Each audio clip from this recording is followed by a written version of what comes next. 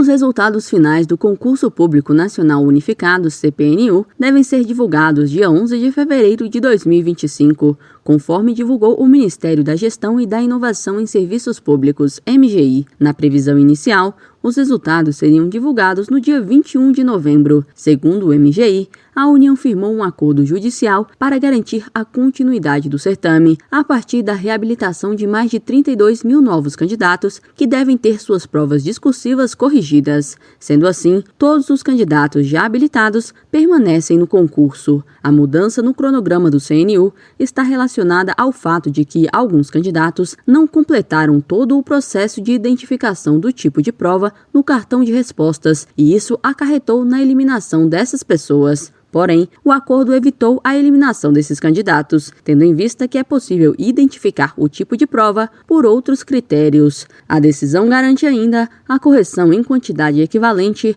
à dos candidatos de ampla concorrência, das provas discursivas e redações de candidatos que concorrem a vagas reservadas para negros que atingiram a nota mínima. Em função do acordo, foi estabelecido um novo cronograma para o chamado Enem dos concursos. Entre as novas datas, no dia 17 de janeiro de 2025, ocorrerá a divulgação dos resultados preliminares da avaliação da veracidade da autodeclaração de candidatos concorrentes às vagas para negros e indígenas e da avaliação biopsicossocial de quem se declarou com deficiência. E entre 17 e 18 de janeiro é o prazo para interposição de recursos quanto aos resultados preliminares da avaliação da veracidade da autodeclaração. Reportagem Bianca Mingotti. O estado do Rio de Janeiro viveu uma de suas maiores crises econômicas com a queda do preço do petróleo, que gerou o endividamento dos entes públicos na última década e acabou refletindo nas faltas de políticas de habitação. É o que revela os dados levantados no censo de 2022 e divulgados pelo Instituto Brasileiro de Geografia e Estatística, o IBGE. Esses dados evidenciam que um impacto desse ciclo nocivo à população pode ter levado a um aumento de pessoas que moram em favelas. O crescimento de favelas ocorreu justamente longe da capital, que perdeu 43 mil moradores somente nas comunidades cariocas. Com o maior número de habitantes, a cidade do Rio de Janeiro também é a que mais tem favelas, 813, onde moram 1.300.000 de pessoas. Niterói, com 83, e São Gonçalo, com 63, completam a lista de municípios com uma maior quantidade de comunidades. Ao comparar os dados da população geral das cidades do Rio, no entanto, mostra que essas cidades não estão entre as mais favelizadas. O ranking é liderado por 3 dos principais destinos turísticos fluminenses, que são Angra dos Reis, na Costa Verde, Arraial do Cabo, na região dos Lagos, e Teresópolis, na região serrana. Em Angra, 42% da população está em comunidades, enquanto em Teresópolis são 31%. As duas convivem na última década com tragédias causadas principalmente pelas chuvas e deslizamentos naturais. Já a capital aparece no ranking com 21% da população moradora em favelas. Da Global Serviços Comerciais, Gilvan Costa. Uma resposta estratégica para suprir as necessidades locais de qualificação para prevenção a desastres ambientais. Esse é o objetivo do curso para agente de desenvolvimento socioambiental, lançado numa parceria entre o Ministério da Integração e do Desenvolvimento Regional e o Instituto Federal do Norte de Minas Gerais. A formação será na modalidade à distância, com 347 vagas e previsão de início das aulas em fevereiro de 2025. O curso pretende ainda promover qualificação profissional no setor de estudos hidrológicos nas bacias, mais precisamente para o norte de Minas Gerais. Esses agentes formados terão potencial para a elaboração de um plano estratégico de revitalização de bacias selecionadas. A região norte de Minas Gerais enfrenta desafios significativos relacionados à gestão dos recursos hídricos, sendo crucial desenvolver profissionais capacitados para lidar com as demandas específicas dessa área. A formação pretende contribuir na prevenção a possíveis problemas climáticos na avaliação da diretora de Revitalização e Planejamento em Segurança Hídrica do MIDR, Fernanda Aires. Investir na formação técnica ambiental de jovens é a ação mais eficiente para garantir a segurança hídrica do país no futuro. O curso de Agente de Desenvolvimento Socioambiental é gratuito e tem uma carga horária de 160 horas.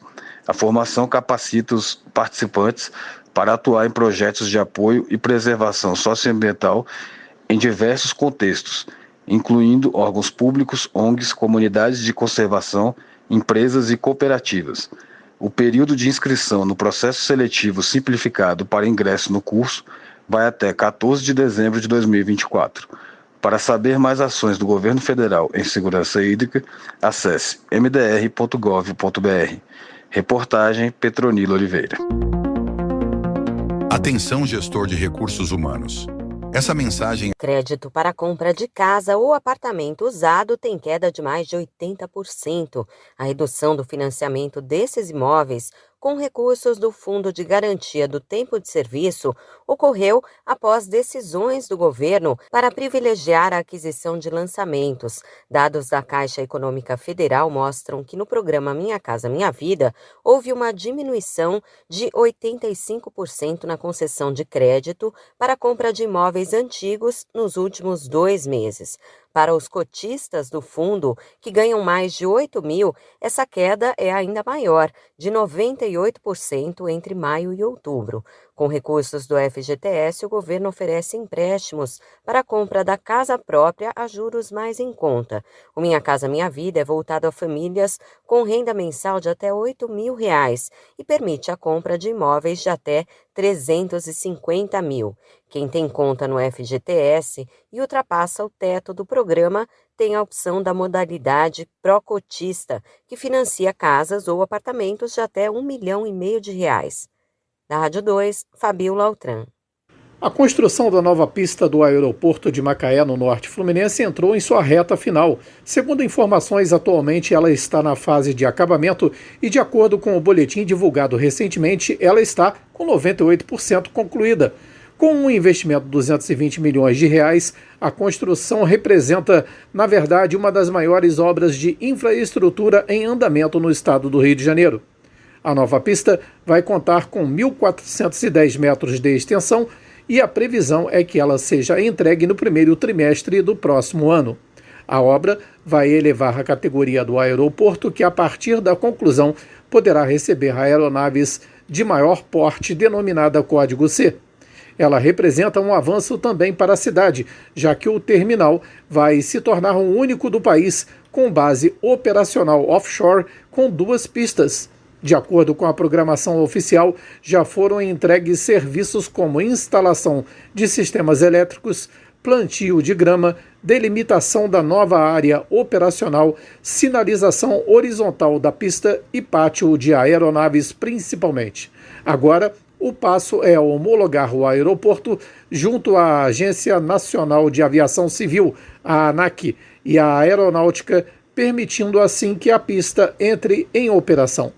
A previsão é que isso seja feito agora em dezembro. A obra teve início em junho do ano passado. Cabe ressaltar que, mesmo com as intervenções em andamento, as operações de helicópteros essenciais para o atendimento offshore foram mantidas regularmente. Inclusive, de janeiro a outubro deste ano, passaram pelo aeroporto 176 mil passageiros. Da Global Serviços Comerciais, Gilvan Costa. Os agricultores familiares terão mais acesso a crédito com a sanção da Lei 15.034 de 2024, que autoriza a destinação de até R$500 milhões pela União ao Fundo Garantidor de Operações, o FGO. Além disso, a nova norma também apoia as operações do Programa Nacional de Fortalecimento da Agricultura Familiar, o PRONAF. O FGO, fundo que funciona como garantia para os bancos, atua da seguinte forma: caso o agricultor não consiga pagar o empréstimo, o fundo cobre o valor devido, facilitando ainda a aprovação de financiamentos. Os valores do FGO não utilizados até 31 de dezembro de 2027 poderão ser destinados à garantia das operações financeiras do PRONAF. A partir de janeiro de 2028, os novos valores devem ser estabelecidos. Além do reforço de R$500 milhões, o FGO também poderá ser fortalecido com recursos remanescentes de garantias antes destinadas ao Programa Desenrola Brasil, desde que os valores não estejam comprometidos com outros custos ou operações já garantidas. A legislação também isenta a cobrança da comissão pecuniária para garantias concedidas no âmbito do PRONAF e reduz, assim, os custos para os beneficiários. O projeto que deu origem à lei é de autoria do Poder Executivo. O presidente Lula vetou apenas um dispositivo que exigia uma dotação orçamentária específica para que a União pudesse integralizar cotas no FGO. O governo justificou que a medida seria inconstitucional. Segundo o Executivo, o dispositivo violava o princípio da exclusividade orçamentária ao impor regras que interferem na gestão de fundos privados. Reportagem Bianca Mingotti. Essa é a hora, não tem tempo a perder. Com os cursos de conclusão acelerada da Faculdade UniBF, agora vai.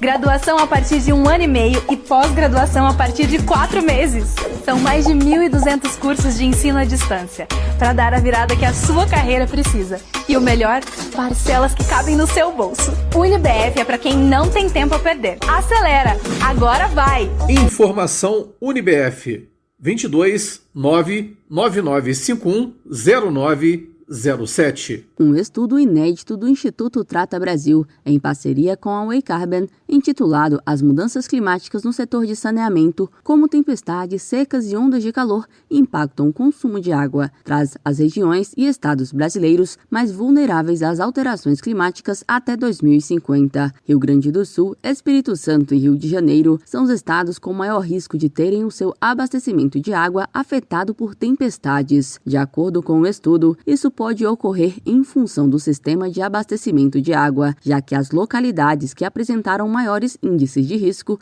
nessas condições são as abastecidas por mananciais exclusivamente superficiais. Nesse tipo de sistema, a exposição ao acúmulo de sedimentos. O impacto no alto índice de risco para esses municípios também está relacionado às regiões onde há maior volume de precipitação máxima em 5 dias nos cenários climáticos futuros elaborados pelos pesquisadores. Com isso, após tempestades intensas nesses locais, o manancial terá maior concentração de sedimentos, o que impacta na qualidade da água para a população. A presidente executiva do Instituto Trata Brasil, Luana Preto, explica que as tempestades afetam o sistema de abastecimento de água de diversas formas, como quando provocam o rompimento de adutoras. A dificuldade no tratamento de água por conta dos sedimentos que se acumulam nos rios, tornando essa água mais suja, isso diminuindo então a eficiência no tratamento da água.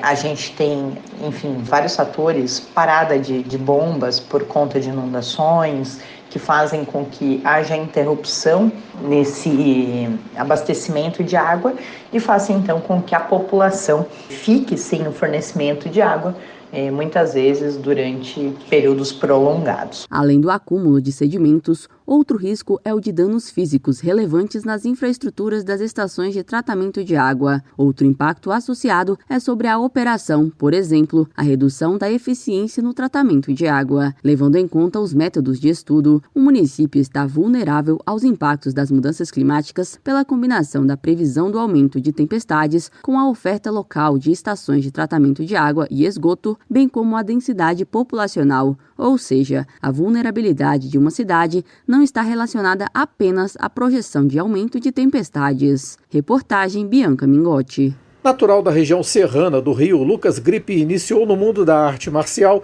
especialmente com jiu-jitsu em 2004. Nascido em Nova Friburgo, ainda no final da infância, se dedicou à arte suave e teve como incentivo atletas da região. Após anos de treinos e competições, passou por diversas faixas e graduações e hoje se encontra no primeiro grau da faixa preta de Jiu-Jitsu brasileiro pelo mestre e professor Pedro Monerá. Em junho deste ano, obteve o título de mais expressão. Ele foi campeão brasileiro sem kimono pela Confederação Brasileira de Jiu-Jitsu, a CBJJ, na categoria Preta Master 1, peso pluma. O atleta ainda ocupa a primeira posição no ranking anual da Federação de Jiu-Jitsu do Estado do Rio de Janeiro, nas divisões de kimono e sem kimono da categoria faixa preta Master 1, peso pena. Além de participar do universo das competições, Lucas também se dedica principalmente a ensinar crianças e adultos em aulas que preconizam o aprendizado da técnica e também a história da arte suave. Neste ano, teve a oportunidade de estar na Academia Gordo JJ da Flórida, nos Estados Unidos da América, aperfeiçoando algumas técnicas com o mestre Roberto Correia. Hoje, o objetivo dele é se tornar campeão do ranking da Federação de Jiu-Jitsu do Rio e confirmar posição na etapa do circuito a ser realizada na cidade do Rio de Janeiro agora em dezembro. A informação foi publicada no portal de notícias Êxito Rio, com adaptações da Global Serviços Comerciais. Reportagem Gilvan Costa. Entre as medidas previstas no pacote de corte de gastos do governo anunciado na quarta-feira, 27 de novembro, estão mudanças relacionadas ao acesso ao abono do PIS/PASEP. Pela proposta, em 2025, terão direito ao benefício os trabalhadores que ganham até R$ 2.640. Hoje, tem direito ao abono salarial o trabalhador que recebe até 2 salários mínimos. Conforme anunciado pelo ministro da Fazenda, Fernando Haddad, o valor do abono deverá ser corrigido pela inflação nos próximos anos. Além disso, as correções serão graduais até que o benefício passe a atender apenas os trabalhadores que ganham até 1 salário mínimo e meio, quando, em 2035, seu valor ficará estável neste patamar. Pela legislação atual, tem direito ao abono do PIS/PASEP aqueles que trabalharam formalmente no ano base do pagamento com remuneração mensal de até 2 salários mínimos. Além disso, o trabalhador tem que estar inscrito no programa há pelo menos 5 anos e seus dados devem ter sido enviados corretamente pelo empregador na relação anual de informações sociais. A proposta do governo será encaminhada para a análise do Congresso Nacional para aprovação. As medidas devem ser analisadas primeiro pela Câmara e depois pelo Senado. Reportagem Bianca Mingotti. Reúna os amigos e a família e vá ao Bona Pizza. O funcionamento é de segunda a segunda até às 10 da noite. Localizado na praça de alimentação do Friburgo Shopping, o Bona Pizza oferece pizzas doces e salgadas, lanches rápidos, sucos e refrigerantes. Bona Pizza do Shopping da Praça. Telefone com WhatsApp 2523 3025. 2523 3025.